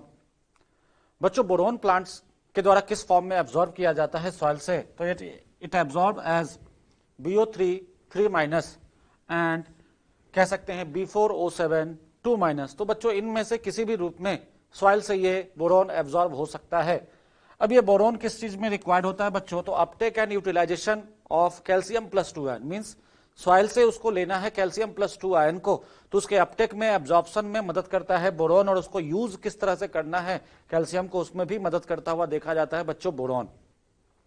Boron membrane functioning में भी रोल प्ले करता है, मेम्ब्रेन को प्रॉपर फंक्शन करने कैल्शियम का रोल है बच्चों, तो बोरॉन का भी साथ साथ रोल देखने को मिलता है उसमें। इसके साथ साथ पॉलन जर्मिनेशन, बच्चों आपने पढ़ा होगा स्टिग्मा के ऊपर पॉलन ग्रेन जर्मिनेट करता है तो पॉलन ट्यूब बनाता है, तो उसके पॉलन जर्मिनेशन से जो पॉलन ट्यूब बनता है उस दौरान भी बोरॉन का एक इंपॉर्टेंट रोल देखने को मिलता है। साथ साथ सेल एलोंगेशन, सेल के साइज को बढ़ाने में, सेल डिफरेंशिएशन, सेल को मैच्योरिटी तक पहुंचाने में, इन सब में भी बोरॉन का एक इंपॉर्टेंट रोल देखा जाता है। और इन सब के अलावा बच्चों कार्बोहाइड्रेट ट्रांसलोकेशन, जो फूड का ट्रांसपोर्ट होता है फ्लोएम के थ्रू, उसमें भी बोरॉन का एक इंपॉर्टेंट रोल हमें देखने को मिलता है। तो ये सब बेसिक फंक्शन है बच्चों बोरॉन्स का, तो बोरॉन किस तरह से रोल प्ले करता है। नेक्स्ट है बच्चों क्लोरीन। ये एब्जॉर्ब सॉइल से किस फॉर्म में होता है बच्चों, तो क्लोराइड आयन के फॉर्म में एब्जॉर्ब होता है, दैट इज Cl- के फॉर्म में, along with sodium and potassium. Sodium और पोटेशियम के साथ साथ it help in determination of solute concentration and anion cation balance in the cell. तो बच्चों सोडियम और पोटेशियम के साथ साथ ये जो Cl- है, क्लोरीन माइनस, ये भी मदद करता है anion cation balance, that is plus- charge को सेल के अंदर बैलेंस करने में ये मदद करता है। और साथ साथ ये भी इन्वॉल्व होता है बच्चों water splitting reaction during photosynthesis, जिसके कारण ऑक्सीजन इवॉल्व होता है। तो water splitting that is photolysis of water के दौरान क्लोरीन का भी एक इंपॉर्टेंट रोल देखने को मिलता है बच्चों, ताकि आसानी से वहां पे फोटोलाइसिस हो जाए और ऑक्सीजन इवॉल्व हो। तो ये तो बात हो गई बच्चों कि जो मैक्रो और माइक्रो न्यूट्रिएंट है किस तरह से प्लांट के ग्रोथ के लिए रिक्वायर्ड होते हैं और कहां कहां पे किस तरह से यूज होते हैं। नेक्स्ट है बच्चों mechanism of absorption of element. Element जो है वो किस तरह से किस मैकेनिज्म के थ्रू ये सॉइल से प्लांट के अंदर एब्जॉर्ब होते हैं उसको डिस्कस करते हैं बच्चों। तो सॉइल हम जानते हैं कि मेन सोर्स होता है मिनरल एलिमेंट्स का, मिनरल सॉल्ट्स का, और मिनरल सॉल्ट्स एब्जॉर्ब किसके थ्रू होता है, रूट्स के द्वारा, और हम मेनली कह ले तो रूट हेयर्स के द्वारा, क्योंकि वो सरफेस एरिया फॉर एब्जॉर्प्शन बढ़ाता है बच्चों। अब movement of mineral ion is usually called as flux. Movement का मतलब होता है कहीं भी सेल के अंदर आए या सेल से बाहर जाए, हम उस मूवमेंट को फ्लक्स नाम देंगे। लेकिन सेल के अंदर अगर मिनरल आयन आ रहा है तो बच्चों हम उसे नाम देते हैं इनफ्लक्स, और सेल के बाहर जा रहा है तो हम उसे नाम देते हैं ई फ्लक्स। तो किसी भी तरह के मूवमेंट को नाम देंगे बच्चों फ्लक्स। सेल के अंदर आएगा तो इनफ्लक्स और सेल के बाहर जाएगा तो ई फ्लक्स। तो ये जो एब्जॉर्प्शन होता है बच्चों, मिनरल एब्जॉर्प्शन प्लांट्स के द्वारा, वो दो फेजेस में होता है, जिसे हम दो फेजेस में डिस्क्राइब कर सकते हैं, इनिशियल फेज या उसे हम कहते हैं बच्चों फर्स्ट फेज। ये फर्स्ट फेज जो होता है बच्चों ये पैसिव होता है, और जो दूसरा फेज होता है सेकंड फेज, जिसे हम मेटाबॉलिक फेज भी नाम देते हैं, और ये प्रोसेस बच्चों होता है एक्टिव। इस चीज को बच्चों हम लोग एक डायग्राम से समझने जा रहे हैं। तो इस डायग्राम में बच्चों यहाँ पे दो सेल, ये जो आपको बड़ा सा छोटा सा ब्रैकेट दिख रहा है बच्चों, ये दो सेल्स को रिप्रेजेंट कर रहा है। ये दो सेल्स सेल वॉल से सेपरेटेड हैं। तो ये दो सेल्स हैं बच्चों, यहाँ पे ये सेल वॉल से सेपरेटेड है। सेल्स के बीच में जो स्पेस होता है बच्चों, दो सेल्स के बीच में जो स्पेस होता है उसे हम कहते हैं एपोप्लास्ट एरिया। तो उसमें सेल वॉल भी आ जाता है बच्चों। तो सेल वॉल और इंटरसेलुलर स्पेसेस जो होते हैं वो किस में आ जाते हैं, एपोप्लास्ट एरिया में। तो ये देखो बच्चों ये सेल वॉल है, और सेल वॉल के एरिया और इंटरसेलुलर स्पेसेस के एरिया को हम नाम क्या देते हैं, एपोप्लास्ट एरिया। और सिम्प्लास्ट एरिया जो होता है बच्चों वो साइटोप्लाज्म का एरिया या वैक्यूल के अंदर का एरिया। तो सेल के अंदर के एरिया के बच्चों को हम नाम देते हैं सिम्प्लास्ट। तो अब देखो ये सिम्प्लास्ट एरिया है, मतलब सेल के अंदर का एरिया, और सेल के बाहर का एरिया बच्चों नाम दिया जाता है एपोप्लास्ट एरिया। तो एपोप्लास्ट और सिम्प्लास्ट समझना है। Apoplast area of the cell का मतलब होता है बच्चों इंटरसेलुलर स्पेसेस या सेल वॉल, और सिम्प्लास्ट एरिया का मतलब होता है सेल के अंदर, जिसके अंदर हम साइटोप्लाज्म और वैक्यूल को ले सकते हैं, वो सिम्प्लास्ट एरिया कहलाता है। तो ये सब एरिया एपोप्लास्ट है सेल के बाहर, और साइटोप्लाज्म के अंदर का एरिया और वैक्यूल का एरिया बच्चों सिम्प्लास्ट कहते हैं। सबसे पहले मिनरल कहां होगा बच्चों, तो मिनरल सॉइल में होगा। तो सॉइल इसके रिजर्वायर के रूप में काम कर रहा है, और वहीं पे मिनरल्स प्रेजेंट है यहाँ पे बच्चों। अब मिनरल्स जो है पहले सॉइल से एपोप्लास्ट एरिया में लाया जाता है। तो पहला फेज जो होता है बच्चों पैसिव प्रोसेस होता है, जिसमें कि सॉइल से मिनरल को कहां लाया जाता है, apoplast area of the cell में। तो आप देखो यहां से मिनरल डिफ्यूज करके कहां आएगा, एपोप्लास्ट एरिया। इनिशियल फेज जिसे प्राइमरी स्टेप नाम देते हैं बच्चों, इनिशियल फेज जो कि सेल के एपोप्लास्ट एरिया में आ जाता है, दैट इज इंटरसेलुलर स्पेसेस में, या कह लो सेल वॉल के एरिया में। अब यहां पे बच्चों जब आ जाएगा मिनरल आयन, ये जो मिनरल आयन आ जाएगा, अब यहां से depending upon the concentration of such particular mineral ion, कि उस पर्टिकुलर मिनरल आयन का सेल के अंदर कंसंट्रेशन कम है या ज्यादा है।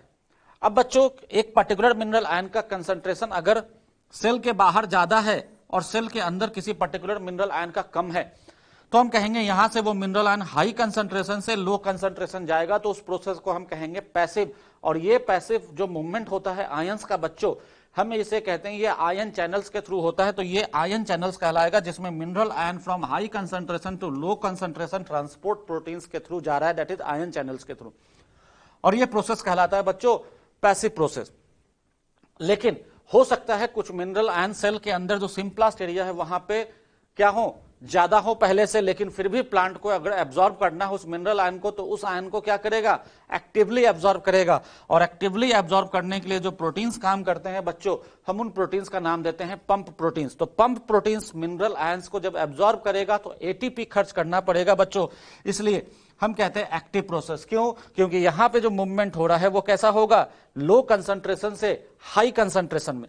तो पहला जो फेज था बच्चों, जो फर्स्ट फेज था वो क्या हुआ, पैसिव हुआ। इनिशियल फेज कहलाता है जो पैसिव होता है और फास्ट होता है बच्चों। लेकिन जो सेकंड फेज है जिसमें कि ये पैसिवली भी एब्जॉर्ब हो सकता है आयन और एक्टिवली भी एब्जॉर्ब हो सकता है, और ये एक्टिवली जो एब्जॉर्ब हो रहा है बच्चों वो डिपेंड कर रहा है एक्टिव होगा कि पैसिव होगा, ये डिपेंड करेगा किस पे, कंसंट्रेशन पे। तो आयंस के कंसंट्रेशन के आधार पे कि प्लांट सेल के अंदर आयन का कंसंट्रेशन ज्यादा है या कम है, किसके रिस्पेक्ट में? एपोप्लास्ट के रिस्पेक्ट में। अगर कम होगा तो हाई से लो मूवमेंट होगा तो पैसिव होगा, और एपोप्लास्ट के रिस्पेक्ट में ज्यादा होगा सेल के अंदर तो वहां पे लो से हाई मूवमेंट होगा तो वो एक्टिव प्रोसेस होगा। तो हम इस बेसिस पे कह सकते हैं बच्चों कि जो पहला फेज है वहां पे क्या हुआ, आयंस को एपोप्लास्ट एरिया में लाया गया, और फिर सेकंड फेज में एपोप्लास्ट एरिया से सिम्प्लास्ट में ले जाया गया। सिम्प्लास्ट एरिया में ले जाना एक्टिव भी हो सकता है और पैसिव भी हो सकता है, लेकिन जो इनिशियल फेज में एपोप्लास्ट लाया, एपोप्लास्ट एरिया में जो आयंस आता है बच्चों सॉइल से, वो हमेशा क्या होगा, पैसिव होगा और फास्ट होगा। ये दूसरा जो प्रोसेस होता है बच्चों मेटाबॉलिक फेज जिसे कहते हैं, वो एक्टिव और पैसिव दोनों हो सकता है, लेकिन हम कह सकते हैं वो कंपैरेटिवली स्लो होगा क्योंकि यहां पे प्रोटीन्स का इन्वॉल्वमेंट होगा। बिना प्रोटीन्स के बच्चों यहां पे आयंस का मूवमेंट नहीं होगा। अब बच्चों इसी चीज को समझते हैं थियोरेटिकली कि जो मिनरल आयंस की बात की हमने, एब्जॉर्प्शन कैसा होता है दो फेजेस में। फर्स्ट फेज जो होता है इनिशियल रैपिड अपटेक होता है आयंस का फ्री स्पेस और outer space of the cell, that is apoplast. Apoplast area में लाया गया बच्चों इंटरसेलुलर स्पेसेस या सेल वॉल कह सकते हैं, और ये कैसा प्रोसेस है, पैसिव प्रोसेस। जो बच्चों हमने डायग्राम को समझाया उसी को थियोरेटिकली यहां पे लिखा गया है बच्चों, एनसीईआरटी का लाइन है। फिर जब बात करते हैं सेकेंड फेज ऑफ अपटेक की बात करते हैं तो ions are taken slowly into the inner space that is cell wall, symplast area of the cell, inner space that is symplast area of the cell।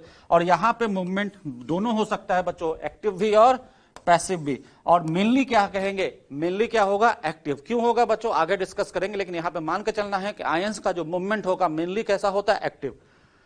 फिर बात करते हैं बच्चों जो पैसिव मूवमेंट होता है आयंस का, सिम्प्लास्ट के थ्रू जो आयंस का पैसिव मूवमेंट हो रहा है वो किसके थ्रू होगा, आयन चैनल्स के थ्रू। आयन चैनल्स के थ्रू जो कि एक ट्रांसमेम्ब्रेन प्रोटीन, ट्रांसमेम्ब्रेन प्रोटीन पहले भी डिस्कस कर चुके हैं बच्चों कि ये एक ऐसा प्रोटीन होता है जो मेम्ब्रेन से आर पार होता है और सेल के बाहर से सेल के अंदर ले जाने वाला प्रोटीन होता है, या अंदर से बाहर ला सकता है किसी भी मॉलिक्यूल्स को। और ये सेलेक्टिव पोर्ट्स की तरह काम करता है, वो सेलेक्ट करेगा जिस आयन को ले जाना है, जिस आयन के लिए वो प्रोटीन्स होगा, वो मेम्ब्रेन प्रोटीन होगा, उसी को केवल अंदर भेजेगा या बाहर से अंदर ले जाएगा। अब बात करते हैं बच्चों जो एक्टिव इनफ्लक्स, मतलब इनफ्लक्स या इफ्लक्स इनटू हो रहा है सिम्प्लास्ट में, वो अकर with the help of pump protein. तो वो जो एक्टिव ट्रांसपोर्ट होगा बच्चों, चाहे वो सेल के अंदर जाए या बाहर निकले, वो कैसा होगा, वो किसके थ्रू होगा, पंप प्रोटीन्स के थ्रू होगा। और वहां पे हमें देखने को मिलेगा कि एनर्जी खर्च हुआ, और एनर्जी किस रूप में खर्च होगा बच्चों, एटीपी के रूप में। तो ये बात हो गई कि आयंस का जो एब्जॉर्प्शन होता है दो फेज में होता है। पहला फेज पैसिव, जिसमें कि जो सॉइल से है वो apoplast area of the cell के आया, और दूसरा एपोप्लास्ट एरिया से सिम्प्लास्ट में ले गया गया, तो उसे हम सेकंड फेज कहते हैं, दैट इज सिम्प्लास्ट एरिया भेजना। और वो मेटाबॉलिक फेज कहलाता है। उस दौरान एटीपी खर्च हो भी सकता है और नहीं भी हो सकता है, ये डिपेंड करता है concentration of ion within the cell.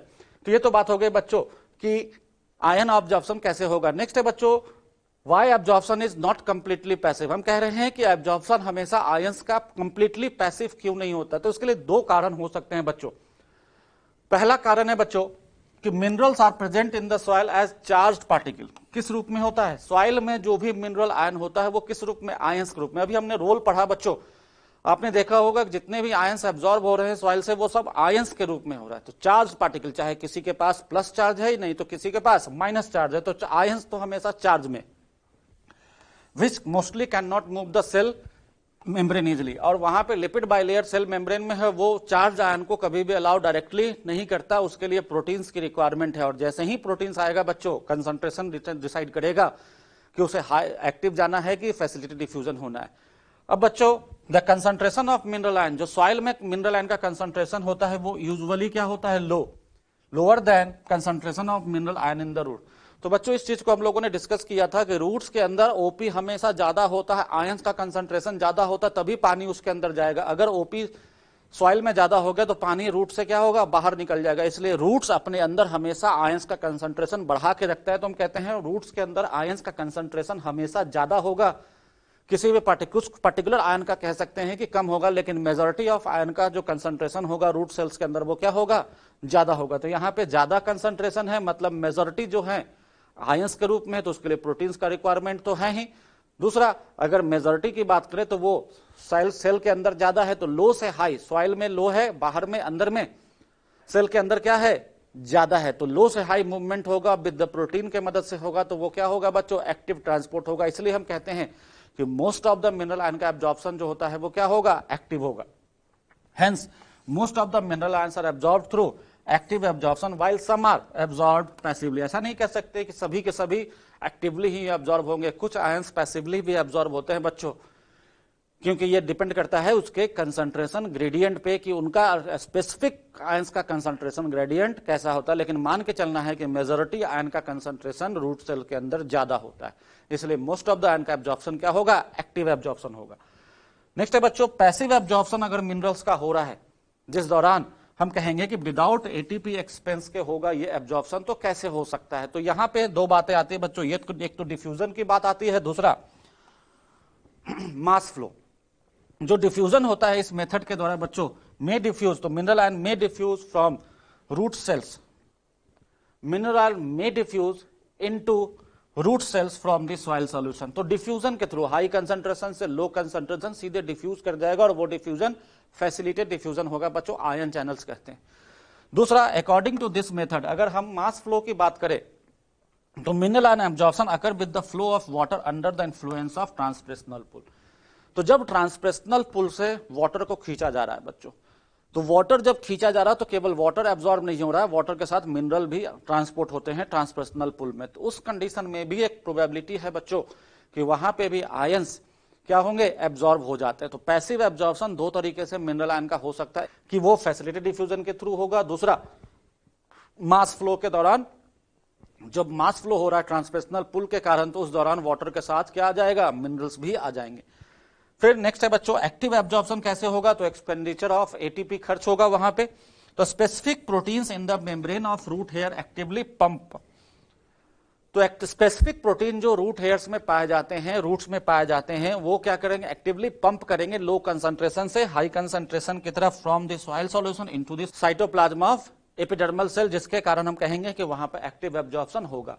तो हम कह सकते हैं बच्चों कि हम लोग कि most of the mineral ion का एब्जॉर्प्शन एक्टिवली होता है, कुछ पैसिवली होता है। जब पैसिव होगा तो डिफ्यूजन होगा और मास फ्लो होगा, और एक्टिव होगा तो एटीपी खर्च करके वहां पे एक्टिव एब्जॉर्प्शन होगा। तो यहां तक तो बात हो गई बच्चों कि कैसे, क्यों हम कह सकते हैं कि most of the mineral ion actively absorb होते हैं, सभी आयन का पैसिव एब्जॉर्प्शन नहीं होता। मैकेनिज्म में ही जब बात करते हैं बच्चों कि like all cells, endodermal cells of the root have many transport proteins embedded in their plasma membrane. तो बच्चों जैसा कि सभी सेल्स में मेम्ब्रेन पे प्रोटीन्स होता है, उसी तरह से एंडोडर्मल सेल्स के पास भी मेम्ब्रेन प्रोटीन्स होते हैं। They let some solid to cross through the membrane but not others, और उनमें से वो कुछ सॉलिड्स को अंदर जाने देता है और कुछ को जाने नहीं देता है। तो ये बच्चों हर मेम्ब्रेन पे प्रोटीन्स जो होते हैं वो हाईली स्पेसिफिक होते हैं और वो कुछ को अलाउ करते हैं और कुछ को अलाउ नहीं करता। ये डिपेंड करता है रिक्वायरमेंट कैसा है बच्चों। एंडोडर्मल सेल्स पे जब बात करते हैं, एंडोडर्मल सेल्स पे के मेम्ब्रेन पे एक प्रोटीन्स होता है बच्चों जिसे हम कहते हैं transport proteins. Transport proteins of endodermal cell of root are the control points, इनको हम नाम देते हैं बच्चों कंट्रोल पॉइंट्स। तो बात आती है कंट्रोल पॉइंट क्यों कहते हैं इसको, कि एंडोडर्मल सेल्स के मेम्ब्रेन पे जो प्रोटीन्स है, ट्रांसपोर्ट प्रोटीन, जो कि आयंस को ट्रांसफर करने में मदद करती है, ट्रांसपोर्ट करने में मदद करती है, उन्हें हम कंट्रोल पॉइंट्स नाम देते हैं। उसका कारण क्या है, तो बच्चों वो सेट करता है कि किस आयन को जाने देना है और किस आयन को नहीं जाने देना है। मतलब जहां पे कि प्लांट एडजस्ट करता है, एडजस्टमेंट करता है बच्चों, यहां पे सेलेक्ट करता है क्वांटिटी, कितना एलिमेंट अंदर जाएगा, कितना एलिमेंट को आगे जाने देना है, and the type of solute that reach the xylem. तो एंडोडर्मिस के पास जो ट्रांसपोर्ट प्रोटीन है बच्चों, वो सेलेक्ट करता है कि कौन से एलिमेंट को आगे जाइलम तक जाने देना और कितने एलिमेंट को आगे जाने देना। बहुत सारे एलिमेंट होंगे बच्चों, उनमें से सिलेक्शन होगा, that is type of solute, कौन सा सॉल्यूट जाएगा जाइलम तक और कितना जाएगा, क्वांटिटी को भी सेट करेगा बच्चों, कितना जाएगा जाइलम के अंदर। तो जाइलम के अंदर पहुंचने के लिए जो एंडोडर्मल सेल्स है उसके ट्रांसपोर्ट प्रोटीन से होकर मिनरल को क्रॉस करना होगा और वहां पे एडजस्टमेंट होगा कि कौन सा एलिमेंट वहां से आगे जाएगा और कितना एलिमेंट वहां से आगे जाएगा, तब जाकर वो एलिमेंट कहां तक पहुंचेगा बच्चों, जाइलम तक। बच्चों नेक्स्ट पॉइंट है the root endodermis because of the layer of suberin has the ability to actively transport ions in one direction only. तो ये केवल एक ही डायरेक्शन में ट्रांसपोर्ट ऑफ आयंस अलाउ करता है बच्चों। इस चीज को हमें समझना है। तो इस चीज को समझने के लिए बच्चों ये एंडोडर्मिस मान रहे हैं बच्चों, ये क्या है, एंडोडर्मिस है। अब बच्चों ये बाहर का एरिया है रूट से बाहर से अंदर आ रहा है, ये एंडोडर्मिस का लेयर है और ये कॉर्टिकल लेयर, और यहां तक बच्चों बात कर रहे हैं एपिडर्मिस है, कॉर्टिकल लेयर है यहां तक, और ये एंडोडर्मिस है। इसके अंदर का लेयर क्या है बच्चों? जाइलम मान लेते हैं। अब बच्चों जो कैस्पेन स्ट्रिप होता है वो कहां होता है? एंडोडर्मिस के ऊपर। अब बच्चों ये मान लो कि ये जो व्हाइट लेयर आपको दिख रहा है, ये जो पेजेज है ये कैस्पेन स्ट्रिप है, और ये चारों तरफ से सेल वॉल के ऊपर बच्चों कैस्पेन स्ट्रिप पाया जा रहा है। तो कैस्पेरिन स्ट्रिप यहाँ पे वैक्सी कोटिंग सेल वॉल के ऊपर पाया जा रहा है बच्चों चारों तरफ से। अब जो आयंस है बच्चों जो आ रहे हैं और वो एंटर कर गए एंडोडर्मिस में, अब एंडोडर्मिस से एंटर करके कहां चले गए? जाइलम के अंदर।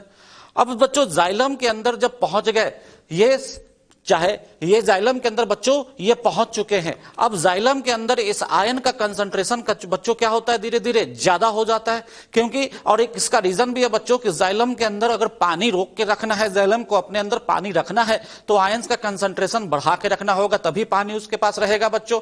लेकिन आयंस का कंसंट्रेशन यहां पे जाइलम में ज्यादा हो गया बाहर के कंपेरिजन में, तो क्या होगा बच्चों? एक चांस है कि वहां पे high concentration to low concentration ion का मूवमेंट बैकवर्ड हो सकता है, मतलब जाइलम से फिर बाहर की तरफ जा सकता है। तो यहां पे क्या प्रोबेबिलिटी है कि ये आयंस जाइलम में पहुंचने के बाद बाहर चला जाए? तो बच्चों यहां पे इसकी प्रोबेबिलिटी को नहीं होने देता है, बाहर की तरफ मूवमेंट अलाउ नहीं करता। इसके कारण है बच्चों, पहला कि रूट के ऊपर जो रूट के एंडोडर्मिस के लेयर के ऊपर जो मेम्ब्रेन होता है बच्चों, वो जो मेम्ब्रेन जिसने की आयंस को पहले अंदर जाने दिया था, वो यूनिपोर्ट होता है। मतलब वो यूनिपोर्ट का मतलब वो केवल आयंस को अंदर ही जाने देगा, जाइलम की तरफ जाने देगा, जाइलम से बाहर आने नहीं देगा। मतलब एक समय में वो एक ही डायरेक्शन में, जो यूनिपोर्ट होता है उसका डायरेक्शन ही बच्चों बाहर आउटर लेयर से एंडोडर्मिस में अंदर की तरफ होता है, और इसी को हम कहते हैं कंट्रोल पॉइंट्स बच्चों।